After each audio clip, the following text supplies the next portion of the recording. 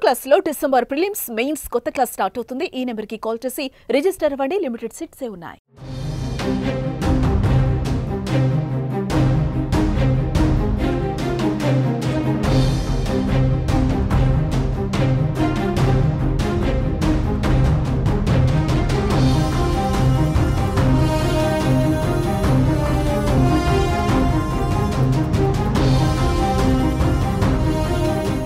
కామారెడ్డి జిల్లాలో SI lady constable computer operator death కేసులో mystery వీయటం లేదు. ముగ్గురు ఎందుకు చనిపోయారన్నది ఇంతవరకు తేలనేలేదు. పోలీసుల కేసుల దర్యాప్తు అయితే ముమ్మరం చేశారు.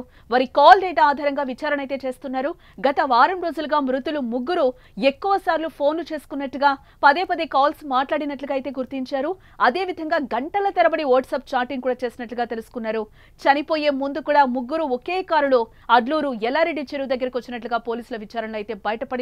ఫోన్లో వారి మధ్య జరిగిన సంభాషణ ఆధారంగా కేసు చిక్కుముడిని విప్పేందుకు పోలీసులు అయితే ప్రయత్నిస్తున్నారు.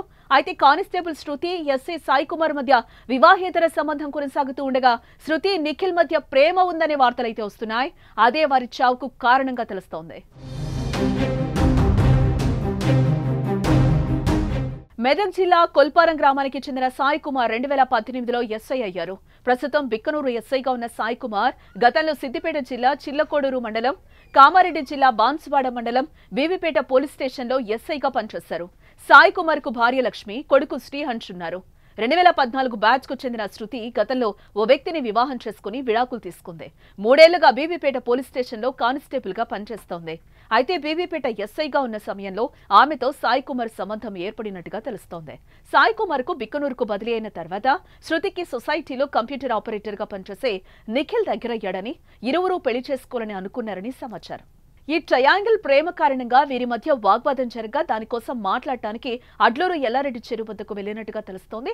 అక్కడ జరిగిన గొడవలో భాగంగా శృతి క్షణికావేశంలో దూకే ప్రయత్నం చేయగా సాయి కుమార్, నిఖిల్ ఆమెను కాపాడే క్రమంలో చెరువులోకి దూకి పిచ్చి మొక్కలు, నాచుతీగల మధ్య చిక్కుకుపోయి ఊపిరాడక ప్రాణాలు కోల్పోయి ఉంటారని భావిస్తున్నారు. అయితే ఇది కేవలం అనుమానం మాత్రమే. మరి ఇదే జరిగిందా? ఈ ముగ్గురి మరణం వెనకేమైనా మిస్టరీ ఉందా అని పోలీసులు తేల్చాలి. ఎవరైనా వీళ్లను చెరువు దగ్గరకు పిలిపించి బ్లాక్మెయిల్ చేశారా, లేక చనిపోయిన ముగ్గురులోనే వివాదం జరిగిందా అనేది ఇంకా తెలియాల్సి ఉంది. ఈ కేసులో పూర్తి సమాచారం తెలిసిన తర్వాతే వివరాలు వెల్లడిస్తామని ఎస్పీ సింధు శర్మ చెప్తున్నారు.